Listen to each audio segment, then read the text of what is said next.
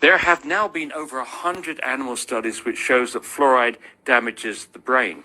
There have also been 23 IQ studies, most of them from China, but one from India, one from Iran, and one from Mexico, which show an association between moderate exposure to fluoride and lowered IQ in children. And I actually visited the villages where one of these studies was done.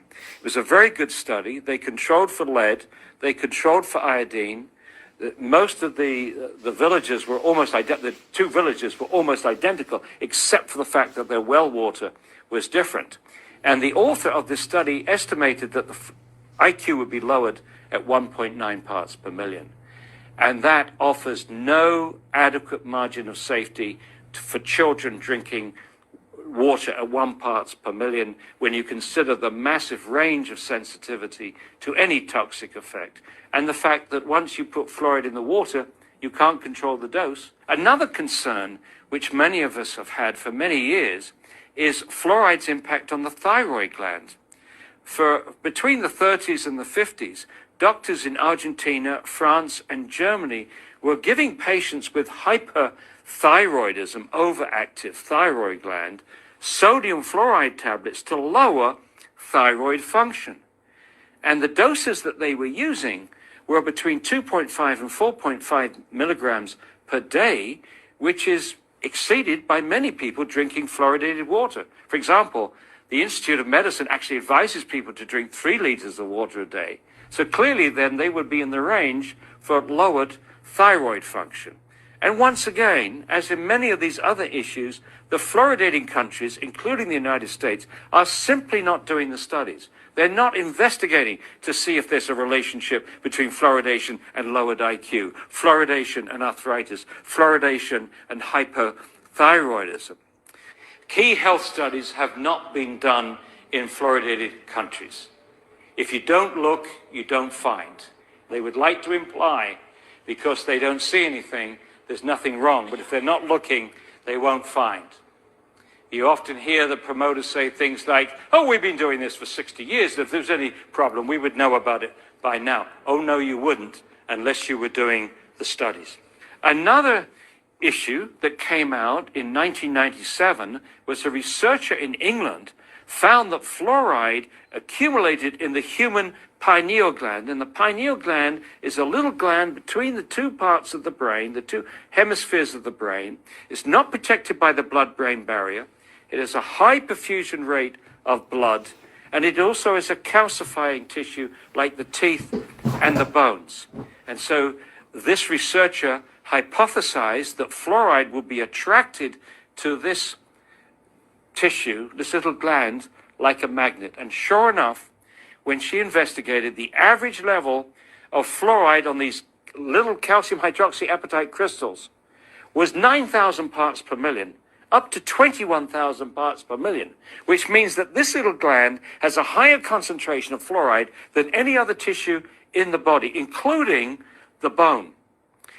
This researcher, Jennifer Luke, also did animal studies.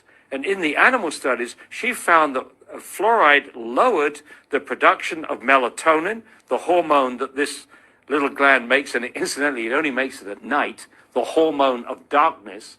This pineal gland reacts to light. Descartes called it the seat of the soul. Not only did it lower melatonin levels in these animals, but also shorten the time to puberty, which is absolutely consistent.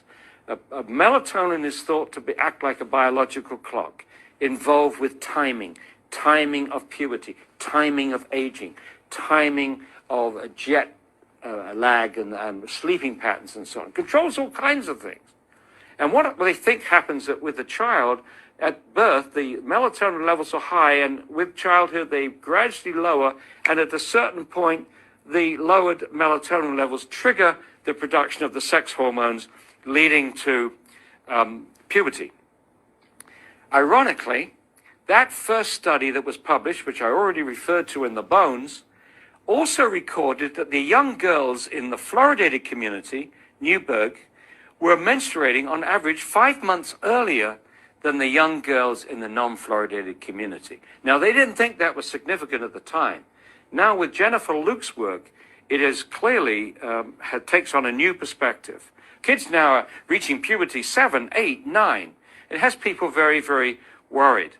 But once again, the fluoridating countries have made absolutely no effort to reproduce Luke's work. It is not difficult. They could have done it easily. The Department of Health and Human Services has adopted to this, quote, sacred policy of fluoridation is to deny,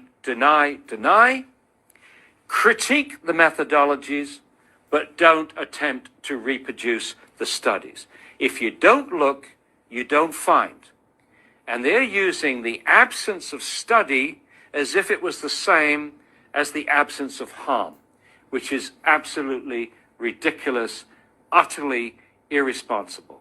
So now they're giving every indication, particularly the Center of Disease Control that avidly promotes fluoridation around the United States, and around the world for that matter.